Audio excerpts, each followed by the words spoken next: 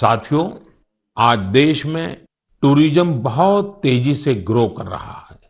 हमारे ये प्राकृतिक संसाधन हो, नदियां, पहाड़, तालाब या फिर हमारे तीर्थ स्थल हो, उन्हें साफ रखना बहुत जरूरी है।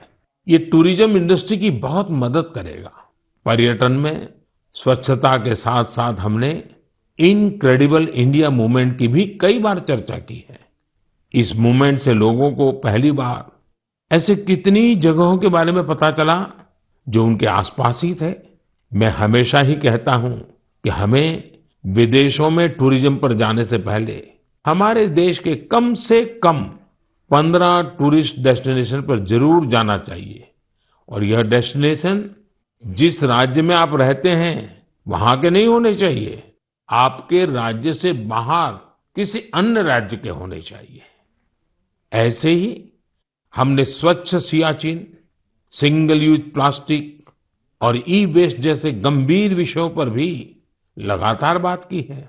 आज पूरी दुनिया पर्यावरण के जिस इशू को लेकर इतना परेशान है, उसके समाधान में मन की बात का ये प्रयास बहुत अहम है। साथियों, मन की बात को लेकर मुझे इस बार एक और खास संदेश यूनेस्को की डीजी ऑद्रे ऑजुले का आया है। उन्होंने सभी देशवासियों को 100 एपिसोड के इस शानदार जर्नी के लिए शुभकामनाएं दी हैं। साथ ही उन्होंने कुछ सवाल भी पूछे हैं। आइए पहले यूनेस्को की डीजी के मन की बात सुनते हैं। Namaste, Excellency, dear Prime Minister. On behalf of UNESCO, I thank you for this opportunity to be part of the 100th episode of the Man Ki Baat radio broadcast. UNESCO and India have a long common history. We have very strong partnerships together in all areas of our mandate: education, science, culture, and information. And I would like to take this opportunity today to talk about the importance of education. UNESCO is working with its member states to ensure that everyone in the world has access to quality education by 2030.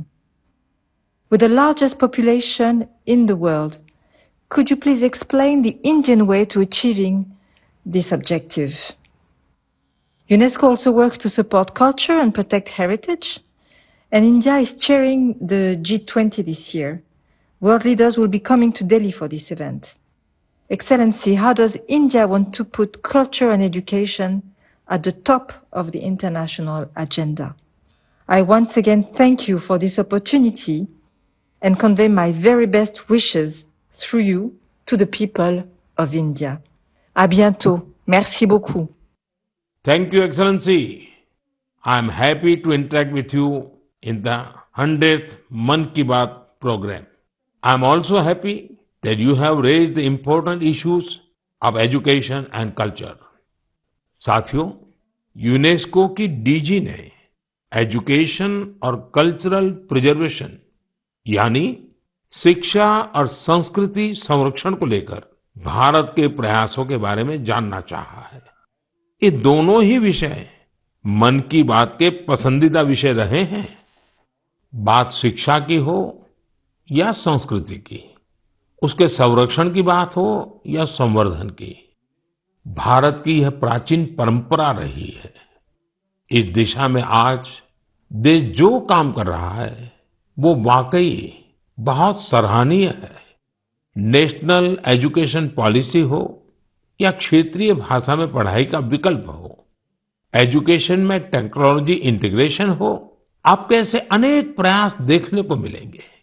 वर्षों पहले गुजरात में बेहतर शिक्षा देने और drop out rates को कम करने के लिए गुणोत्सव और शाला प्रवेश उत्सव जैसे कार्यक्रम जन भागीदारी की एक अद्भुत मिसाल बन गए थे। मन की बात में हमने ऐसे कितने ही लोगों के प्रयासों को हाईलाइट किया है जो निस्वार्थ भाव से शिक्षा के लिए काम कर रहे हैं। आपको याद होगा, एक बार हमने ओडिशा में ठेले पर चाय बेचने वाले स्वर्गीय डी प्रकाश राव जी के बारे में चर्चा की थी, जो गरीब बच्चों को पढ़ाने के मिशन में लगे हुए थे। झारखंड के गांवों में डिजिटल लाइब्रेरी चलाने वाले संजय कश्यप जी हो, कोविड के दौरान ई लर्निंग के जरिए कई बच्चों की मदद करने वाली हेमलता एनके जी हो, ऐसे अनेक शिक्षकों के उदाहरण हमने मन की बात में लिए हैं। हमने कल्चरल प्रिजर्वेशन के प्रयासों को भी मन की बात में लगातार जगह दी है। लक्षद्वीप का कुम्मेल ब्रदर्स चैलेंजर्स क्लब हो या कर्नाटका के क्वेमश्री जी कला चेतना जैसे मंच हो, देश के कोने कोने से लोगों ने मुझे चिट्ठी लेकर ऐसे उदाहरण भेजे। हमने उन 3 कॉम्पिटिशन्स को लेकर भी बात की थी जो देशभक्ति पर गीत, लोरी और रंगोली से जुड़े थे। आपको ध्यान होगा, एक बार हमने देश भर के स्टोरी टेलर्स से स्टोरी टेलिंग के माध्यम से शिक्षा की भारतीय विधाओं पर चर्चा की थी। मेरा अटूट विश्वास है कि सामूहिक प्रयास से बड़ा बदलाव लाया जा सकता है। इस साल हम जहां आजादी के अमृतकाल में आगे बढ़ रहे हैं, वहीं G20 की अध्यक्षता भी कर रहे हैं। यह भी एक वजह है कि एजुकेशन के साथ साथ डाइवर्स ग्लोबल कल्चर्स को समृद्ध करने के लिए हमारा संकल्प और मजबूत हुआ है। जैसे ही घड़ी का काटा दोपहर 2:30 पे आए, बबीता जी का दिल सास बहू साजिश के लिए मचल जाए।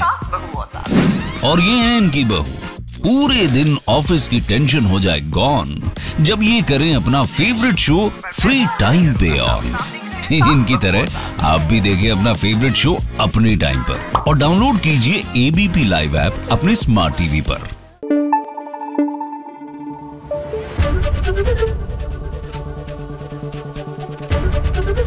एबीपी न्यूज आपको रखे आगे।